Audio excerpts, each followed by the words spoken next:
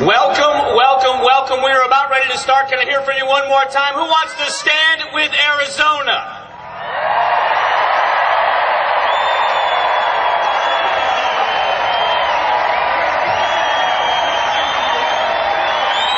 Oh, say does that star-spangled banner yet wave o'er the land of the free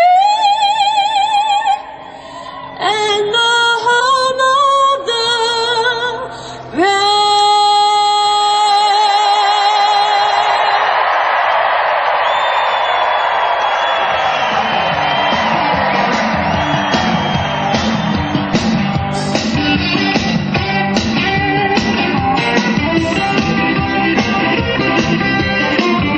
Introduce you to a man from law enforcement right now. He is the head of the Phoenix Law Enforcement Association. That is the union that represents the rank and file police officers. It's the largest police union for the city of Phoenix.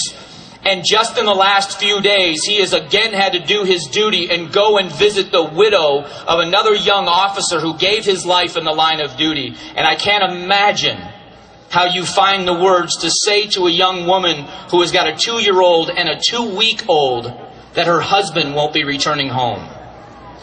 And he does this with dignity, and one of the reasons why he is here tonight, and I know he's going to tell you about it, is because part of his job is to face the people that have come across this border that would do you and I harm. There is one group of people that stand in the gap every single day when you and I need someone, when there is a bad situation happening and you and I are running out.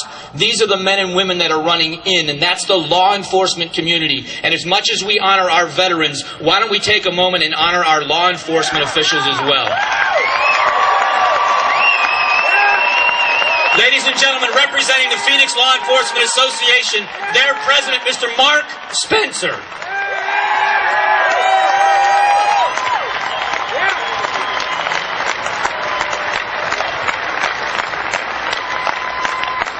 Thank you so very much, and I'd ask you tonight to remember the Travis Murphy family in your prayers. My name is Mark Spencer, and I'm the president of the Phoenix Law Enforcement Association. PLEA represents 2,400 rank-and-file Phoenix police officers. Please don't confuse police managers with police officers. That'd be a big favor for us. PLEA members have directly experienced the blunt end of illegal immigration. On Thursday, July the 1st, 1982, Phoenix police officer Ignacio Conchos and his partner, Phoenix police officer John Davis, entered a bar in search of a bank robbery suspect.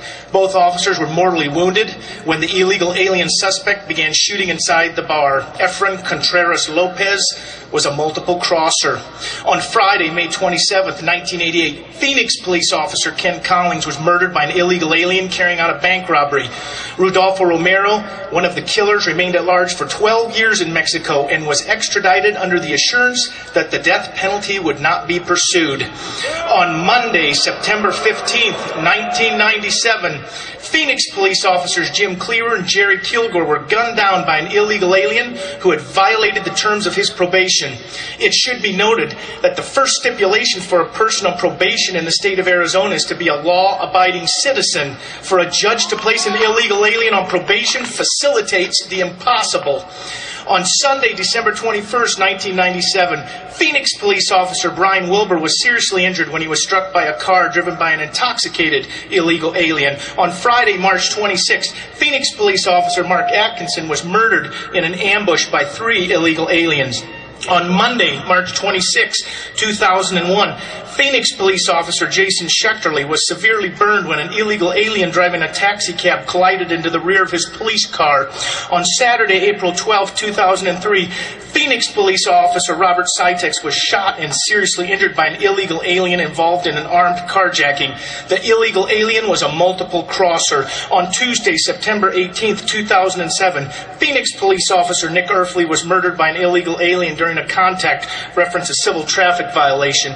On Sunday, October 16, 2007, Phoenix police officer Brett Glidewell was shot in the chest by an armed illegal alien who had been stopped for a civil traffic violation. Brett's ballistic vest saved his life. Jose Abel Cabrera Somoza was prosecuted by County Attorney Andrew Thomas and sentenced to 36 years for shooting Officer Glidewell. Somoza claimed to the court that his conviction was based upon mistaken identity, that his 6-year presence in the country wasn't a crime, that he had been stopped by the police 4 times prior to the shooting of Glidewell, and that the entire case against him was motivated out of racism. On Saturday, October 25th, 2008, Phoenix police officer Shane Figueroa was killed by an illegal alien who was driving a vehicle while intoxicated. This illegal alien was a multiple crosser with outstanding arrest warrants. Shane's death was described by Chief Harris as a tragic accident involving an undocumented worker. In reality, Shane was needlessly killed by a multiple crosser with outstanding warrants who, according to investigators, urinated on the side of the road while Shane's life ebbed away on the street. Arizona police officers on the front line are committed to the rule of law and are quite black and white when it comes to the rules of engagement.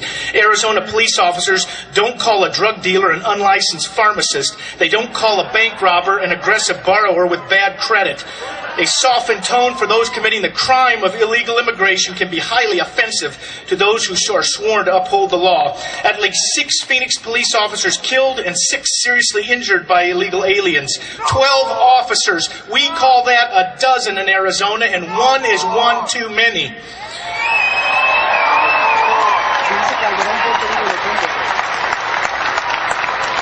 The Phoenix Police Department routinely, as a matter of common sense policing tactics, engages in proactive strategies when addressing various crimes, 2 examples being prostitution and DUI. It's clearly understood that serious crimes orbit around these misdemeanors, and a proactive approach heads numerous problems off at the pass.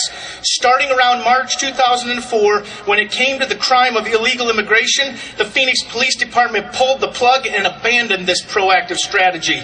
The Phoenix Police Department routinely, as a matter of common sense, allows its personnel to work with federal partners. We interact routinely with the DEA, FBI, ATF, Secret Service, and even postal inspectors.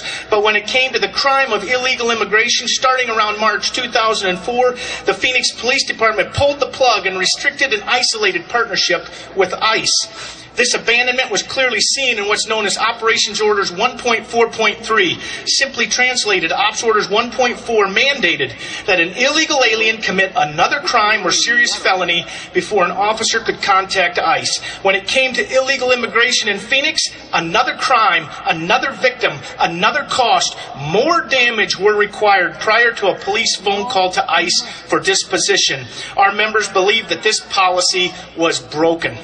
3 important issues Phoenix police officers communicated about the old 2004 immigration policy. Number 1, our members clearly saw a connection between illegal immigration and calls for service, a connection between illegal immigration and numerous other crimes.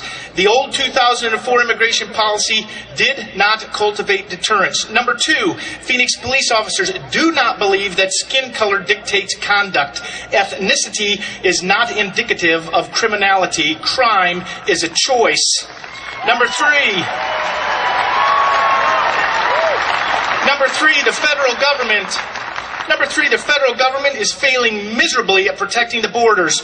Border Patrol and ICE personnel need the tools and the freedoms to do their job. Department homicide.